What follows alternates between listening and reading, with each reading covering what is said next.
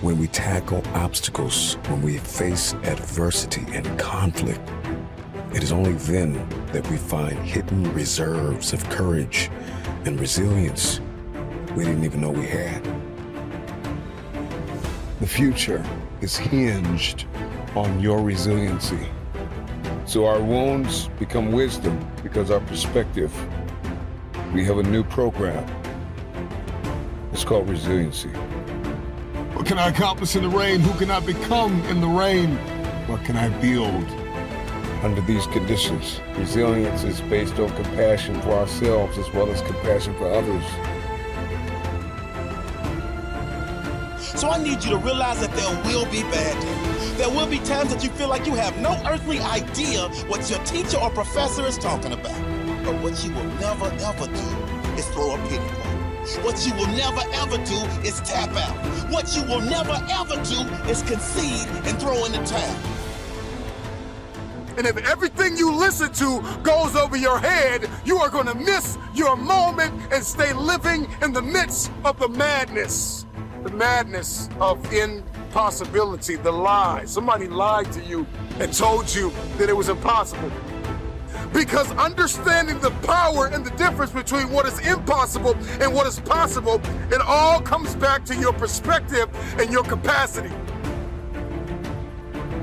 See, your life is one big sum average of the thoughts that you consistently hold in your mind.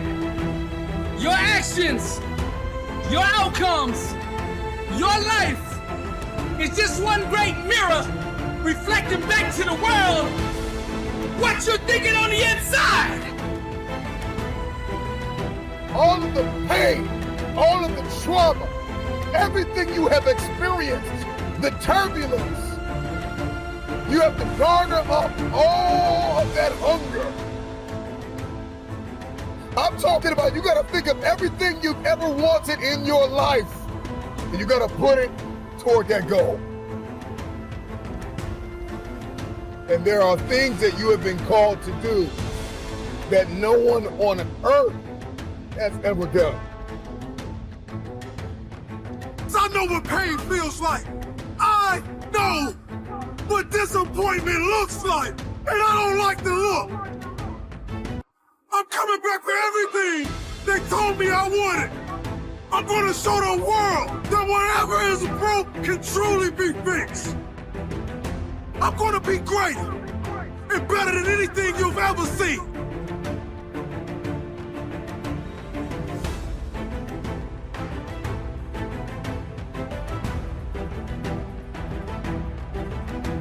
Make a commitment to pay the price for change. American dramatist and screenwriter Sidney Howard remarked, "One half of knowing what you want is knowing what you must give up before you get it." Change always costs you something, if not monetarily, then in time, energy, and creativity. In fact, if change doesn't cost you anything, then it isn't real change. As you consider how to make the changes needed to improve and grow, it is important to measure the cost of change compared to the cost of the status quo. You have to do your homework. That often makes the difference between change equals growth and change equals grief. What will the changes you desire really cost you? Management expert Tom Peters gives a perspective on this. He suggests, don't rock the boat, sink it, and start over. If you desire to be creative and do something really innovative, that's sometimes what it takes. You must destroy the old to create something new.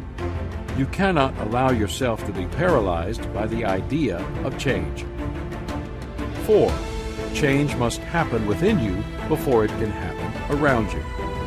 I love the Peanuts comic strip by Charles Schulz, in which Lucy says to Charlie Brown, "I would like to change the world." "Where would you start?" Charlie Brown asks her. Lucy's simple reply, "I would start with you." I hate to say it, but our attitude is probably a lot more like Lucy's than we would want to admit. If we don't like something, we desire change for everyone other than us. We are resistant to change.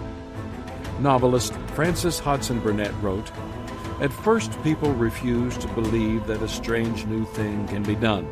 And then they begin to hope it can be done. Then they see it can be done. Then it is done, and all the world wonders why it was not done centuries ago. Artist Andy Warhol observed, "They always say that time changes things, but you actually have to change them yourself." The truth is that any change that occurs in the world always begins first with change within an individual. That's why playwright George Bernard Shaw said, "Progress is impossible without change, and those who cannot change their minds cannot change anything." The good news is that once you dedicate yourself to growth and develop a lifestyle of planned improvement from the inside out, it becomes normal to you. And you notice when you're not making the progress you have come to expect. It is said that pianist Arthur Rubinstein refused to listen to recordings made of songs he had played. Even only a few months after he completed them, he was dissatisfied with the playing he heard. Why? Because he had grown and changed, but the recordings had not.